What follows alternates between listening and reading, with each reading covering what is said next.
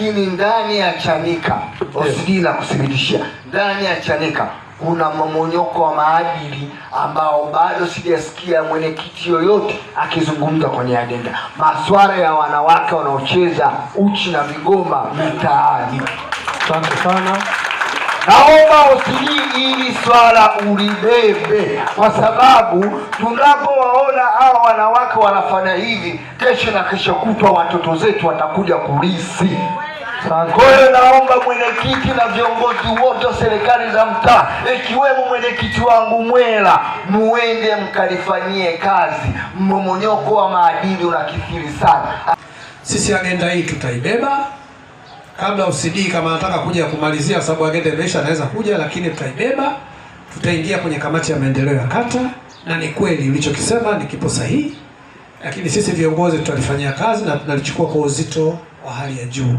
Kweli hiyo hali ipo na lazima tuichukulie utaratibu wa kanuni na sheria. Maadili ya Tanzania, maadili ya Mwafrika lazima yaenziwe na yalindwe kwa nguvu zote, lakini pia hii inaendana.